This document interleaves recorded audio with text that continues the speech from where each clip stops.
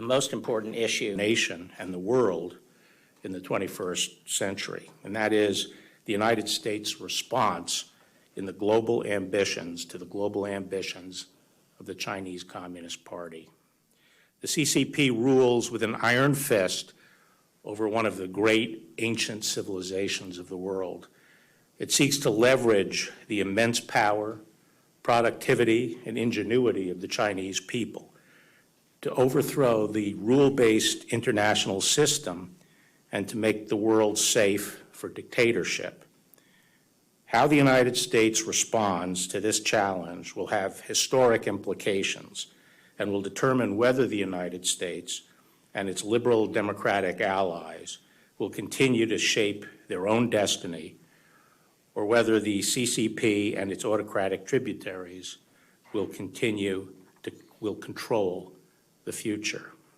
You know, since the 1890s, at least, the United States has been the technological leader of the world.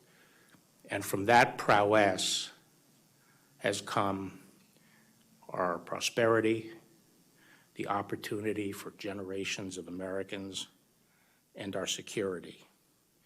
It's because of that that we were able to play such a pivotal role in world history by turning back the threat of fascism and the threat of communism.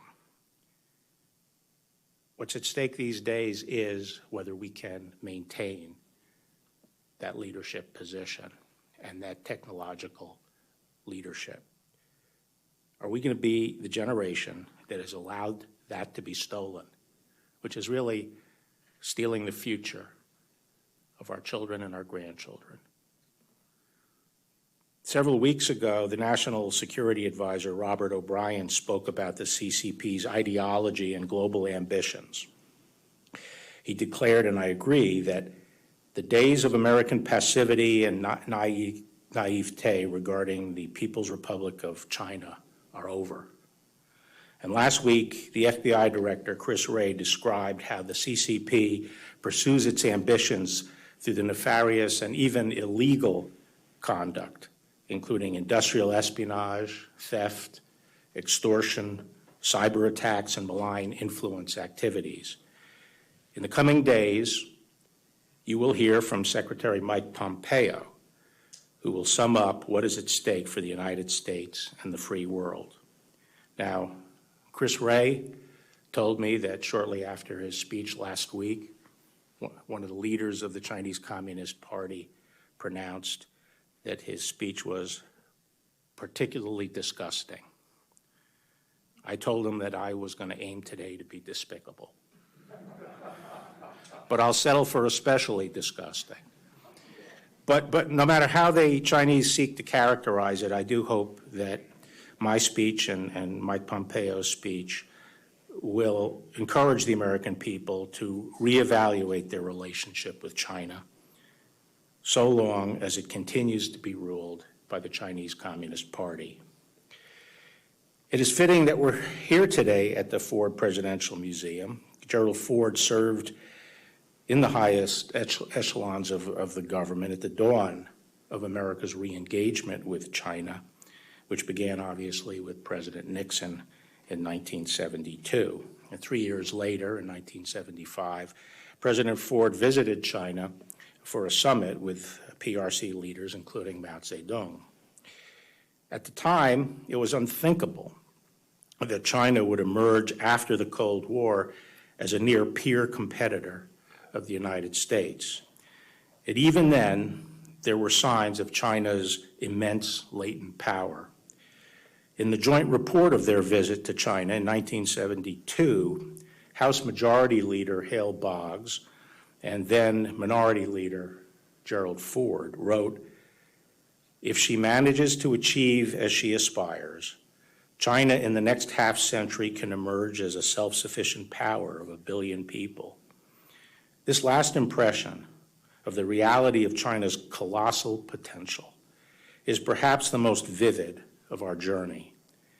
As our small party traveled through that boundless land, this sense of a giant stirring, a dragon waking, gave us much to ponder.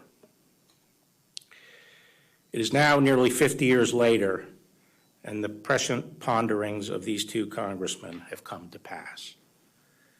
Deng Xiaoping, whose economic reform launched China's remarkable rise, had a famous motto: hide your strength, bide your time. That is precisely what China has done. China's economy has quietly grown from about 2% of the world's GDP in 1980 to nearly 20% today. And by some estimates based on purchasing power parity, the Chinese economy is already larger than ours. The General Secretary of the Chinese Communist Party, Xi Jinping, who has centralized power to a degree not seen since the dictatorship of Mao Zedong, now speaks openly of China moving closer to the center stage, building a socialism that is superior to capitalism, and replacing the American dream with the Chinese solution. China is no longer hiding its strength, nor biding its time. From the perspective of its communist rulers, China's time has arrived. The People's Republic of China is now engaged in an economic blitzkrieg, an aggressive, orchestrated, whole of government, indeed whole of society campaign to seize the commanding heights of the global economy and to surpass the United States as the world's preeminent technological superpower. A centerpiece of this effort is the Chinese Communist Party's Made in China 2025 initiative, a plan for PRC domination of high-tech industries like robotics, advanced information technology, aviation, electric vehicles, and many other technologies. Backed by hundreds of billions of dollars in subsidies, this initiative poses a real threat to U.S. technological leadership. Despite World Trade Organization rules prohibiting quotas for domestic output, Made in China 2025 sets targets for domestic market share, sometimes as high as 70%, in core components and basic materials for industries, such as robotics and telecommunications. It is clear that the PRC seeks not merely to join the ranks of other advanced industrial economies, but to replace them altogether. Made in China 2025 is the latest iteration of the PRC's state-led mercantilist economic model. For American companies in the global marketplace, free and fair competition with China has long been a fantasy. To tilt the playing field to its advantage, China's communist government has perfected a wide array of predatory and often unlawful tactics: currency manipulation, tariffs, quotas, state-led strategic investment and acquisition, theft and forced transfer of intellectual property, state subsidies, dumping, cyber attacks, and industrial espionage. About 80% of all federal economic espionage prosecutions allege conduct undertaken for the benefit of the Chinese state. And about 60% of all trade secret theft cases have been connected to China. The PRC also seeks to dominate key trade routes and infrastructure in Eurasia, Africa, and the Pacific. In the South China Sea, for example, through which about 1/3 of the world's maritime trade passes, the PRC has asserted expansive and historically dubious claims to nearly the entire waterway, flouted the rulings of international courts, built artificial islands and placed military outposts on them, and harassed its neighbors' ships and fishing boats. Another ambitious project to spread its power and influence is the PRC's Belt and Roads Infrastructure Initiative. Although billed as foreign aid, in fact, these investments appear designed to serve the PRC's strategic interests and domestic economic needs. For example, the PRC has been criticized for loading poor countries up with debt, refusing to renegotiate terms, and then taking control of the infrastructure itself, as it did with the Sri Lankan port of Hambantota in 2017. This is little more than a form of modern-day colonialism. Just as consequential, however, are the PRC's plans to dominate the world's digital infrastructure through its Digital Silk Road initiative. I have previously spoken at length about the grave risks of allowing the world's most powerful dictatorship to build the next generation of global telecommunications networks known as 5G. Perhaps less widely known are the PRC's efforts to surpass the United States in other cutting-edge fields like artificial intelligence. Through innovations such as machine learning and big data, artificial intelligence allows machines to mimic human functions, such as recognizing faces, interpreting spoken words, driving vehicles, and playing games of skill, much like chess or even the more complex Chinese game of Go. In 2017, Beijing unveiled its Next Generation Artificial Intelligence Plan, a blueprint for leading the world in AI by 2030. Whichever nation emerges as the global leader in AI will be best positioned to unlock not only its considerable economic potential, but a range of military applications, such as the use of computer vision to gather intelligence. The PRC's drive for technological supremacy is complemented by its plan to monopolize rare earth materials, which play a vital role in industries such as consumer electronics, electric vehicles, medical devices, and military hardware. According to the Congressional Research Service, from the 1960s to the 1980s, the United States led the world in rare earth production. Since then, production has shifted almost entirely to China, in large part due to the lower labor costs and lighter economic and environmental regulation. The United States is now dangerously dependent on the PRC for these essential materials. Overall, China is America's top supplier, accounting for about 80% of our imports. The risk of dependence are real. In 2010, for example, Beijing cut exports of rare earth materials to Japan after an incident involving the disputed islands in the East China Sea.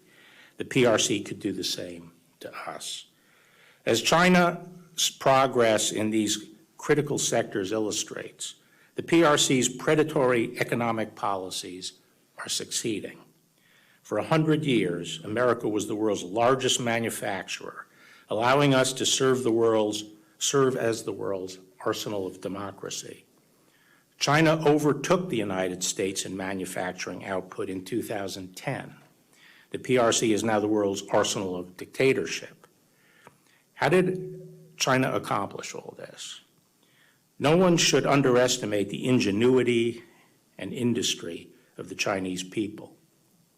At the same time, no one should doubt that America made China's meteoric rise possible. China has reaped enormous benefits from the free flow of American aid and trade. In 1980, Congress granted the PRC Most Favored Nation trading status. In the 1990s, American companies strongly supported the PRC's accession to the World Trade Organization and the permanent normalization of trade relations. Today, U.S.-China trade totals about $700 billion. Last year, Newsweek ran a cover story titled, "How America's Biggest Companies Made China Great Again." The article details how China's communist leaders lured American business with the promise of market access, and then, having profited from American investment and know-how, turned increasingly hostile. The PRC used tariffs and quotas to pressure American companies to give up their technology and form joint ventures with Chinese companies. Regulators then discriminated against American firms using tactics like holding up permits. Yet few companies, even Fortune 500 giants, have been willing to bring formal trade complaints for fear of angering Beijing. Just as American companies have become dependent on Chinese markets, the United States as a whole now relies on the PRC for many vital goods and services. The COVID-19 pandemic has shone a spotlight on that dependency. For example, China is the world's largest producer of certain protective equipment, such as face masks and medical gowns. In March, as the pandemic spread around the world, the PRC hoarded the masks for itself, blocking producers, including American companies, from exporting them to other countries that needed it. It then attempted to exploit the shortage for propaganda purposes, shipping limited quantities of often defective equipment, and then requiring foreign leaders to publicly thank Beijing for these shipments. China's dominance of the world's markets for medical goods goes beyond masks and gowns. It has become the United States' largest supplier of medical devices, while at the same time discriminating against American medical companies in China. China's government has targeted foreign firms for greater regulatory scrutiny, instructed Chinese hospitals to buy products made in China, and pressured American firms to build factories in China where their intellectual property is more vulnerable to theft. As one expert has observed, American medical device manufacturers are effectively creating their own competitors. America has also depends on Chinese supply chains in other vital sectors, especially pharmaceuticals. America remains the global leader in drug discovery, but China is now the world's largest producer of active pharmaceutical ingredients known as APIs. As one Defense Health Agency official noted, should China decide to limit or restrict the delivery of APIs on the United States, it could result in severe shortages of pharmaceuticals for both domestic and military uses. To achieve dominance in pharmaceuticals, China's rulers went to the same playbook that they've used to gut other American industries. In 2008, the PRC designated pharmaceutical production as a high-value added industry and boosted Chinese companies with subsidies and export tax rebates. Meanwhile, the PRC has systematically preyed on American companies.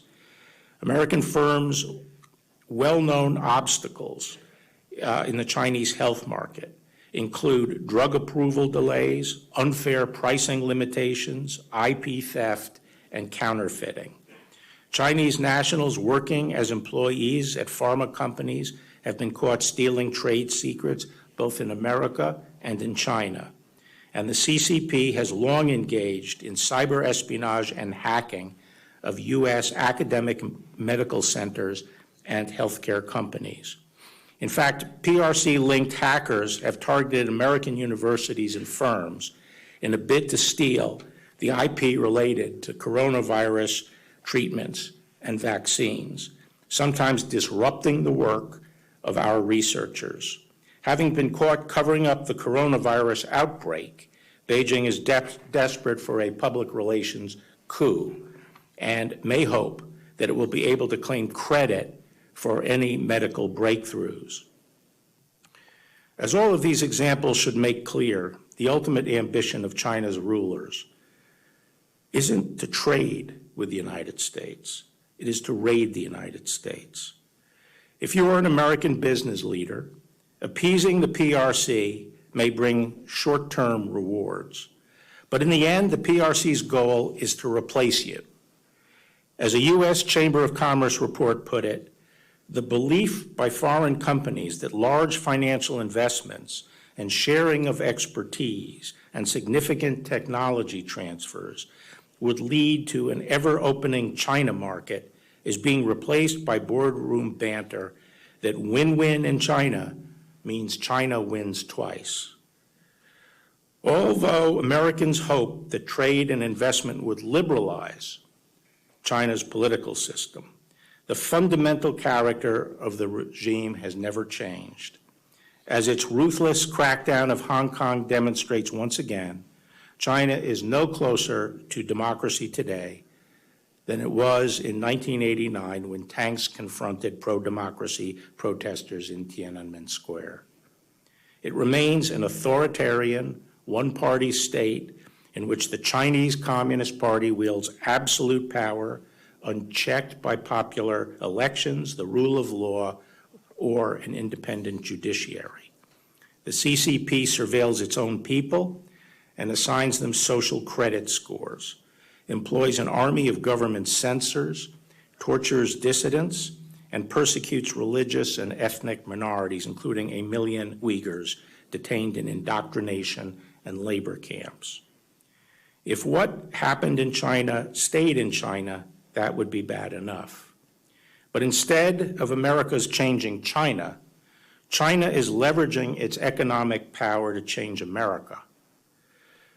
As this administration's China strategy recognizes, the CCP's campaign to compel ideological conformity does not stop at China's borders. Rather, the CCP seeks to extend its influence around the world, including on American soil. All too often, for the sake of short-term profits, American companies have succumbed to that influence, even at the expense of freedom and openness in the United States. Sadly, examples of American business bowing to China are legion. Take Hollywood.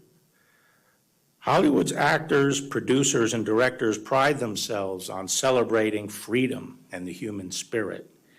And every year at the Academy Awards, Americans are lectured about how this country falls short of Hollywood's ideals of social justice. But Hollywood now regularly censors its own movies to appease the Chinese Communist Party, the world's most powerful violator of human rights. This censorship infects not only the versions of movies that are released in China, but also many that are shown in the United States theaters to American audiences. For example, the hit movie World War Z depicts a zombie apocalypse caused by a virus. The original version of the film reportedly contained a scene with characters speculating that the virus may have originated in China. But the studio, Paramount Pictures, reportedly told producers to delete the reference to China in the hope of landing a Chinese distribution deal. The deal never materialized. In the Marvel Studios blockbuster Doctor Strange, filmmakers changed the nationality of the major character known as the Ancient One, a Tibetan monk in the comic book. Changed it from Tibetan to Celtic. When challenged about this, a screenwriter explained that if you acknowledge that Tibet is a place and that he's Tibetan, you risk alienating 1 billion people. Or as the Chinese government might say, we're not going to show your movie because you decided to get political. These are just two examples of the many Hollywood films that have been altered one way or another to please the CCP. National Security Advisor O'Brien offered even more examples in his remarks. But many more scripts never see the light of day because writers and producers know not to test the limits. Chinese government censors don't need to say a word because Hollywood is doing their work for them. This is a massive propaganda coup for the Chinese Communist Party. The story of the film industry's submission to the CCP is a familiar one. In the past 2 decades, China has emerged as the world's largest box office. The CCP has long tightly controlled access to that lucrative market, both through quotas on American films imposed in violation of China's WTO obligations and a strict censorship regime. Increasingly, Hollywood also relies on Chinese money for financing. In 2018, films with Chinese investors accounted for 20% of the U.S. box office ticket sales, compared to only 3% 5 years earlier. But in the long run, as with other Chinese industries, the PRC may be less interested in cooperating with Hollywood than in co-opting Hollywood and eventually replacing it with its own homegrown movie productions. To accomplish this, the CCP has been following its usual modus operandi.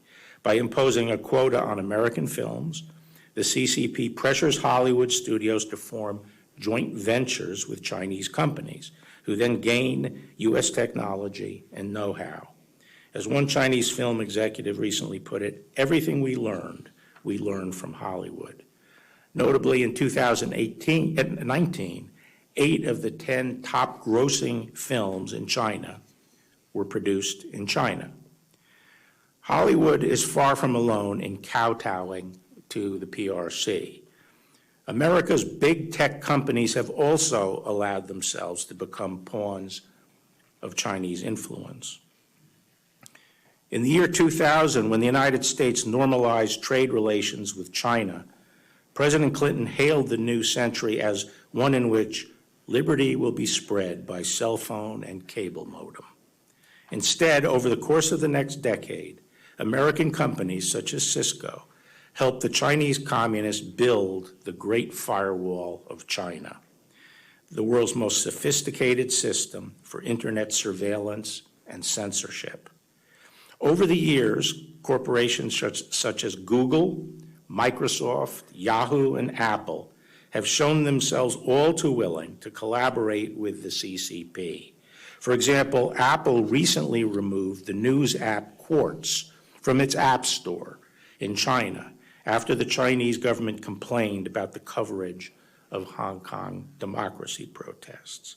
Apple also removed the apps for virtual private networks, which had allowed users to circumvent the Great Firewall, and eliminated pro-democracy songs from the Chinese music store.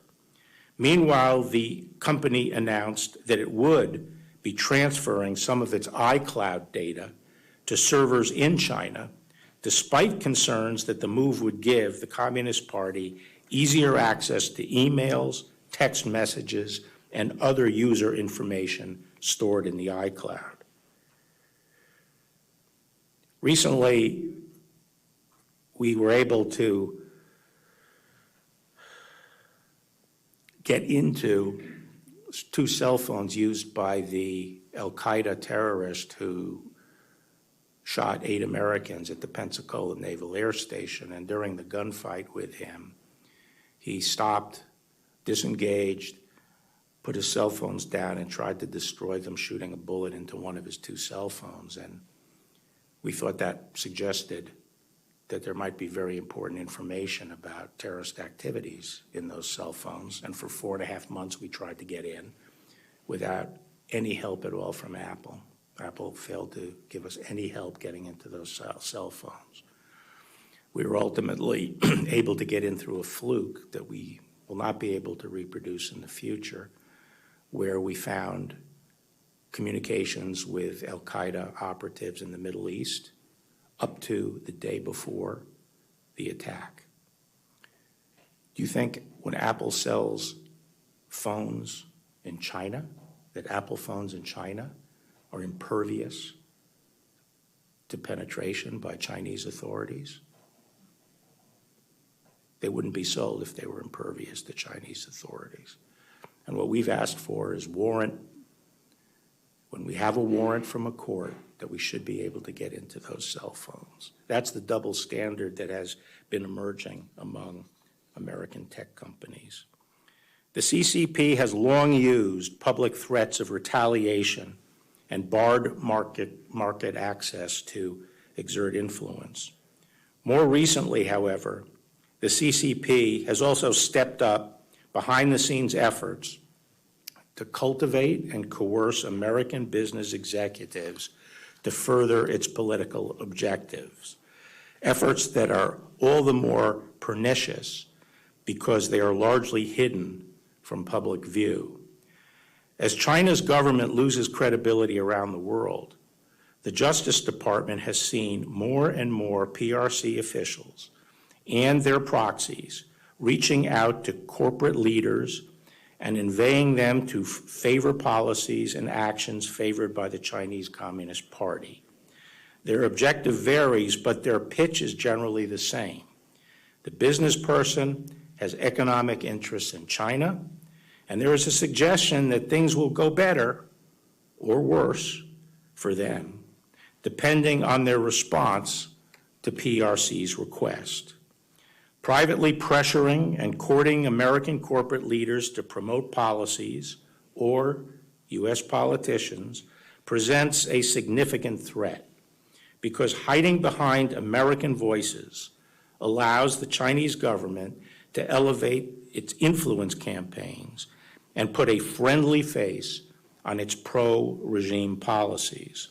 The legislator or the policymaker who hears from these American businessmen is properly more sympathetic to that constituent than to a foreigner. And by masking its participation in our political process, the PRC avoids accountability for its influence efforts and the public outcry that might result if its lobbying were exposed. America's corporate leaders might not think of themselves as lobbyists. You might think, for example, that cultivating a mutually beneficial relationship is just part of Guangxi, the system of influential social networking necessary to do business in the PRC. But you should be alert to how you might be used and how your efforts on behalf of a foreign company or government could implicate the Foreign Agents Registration Act.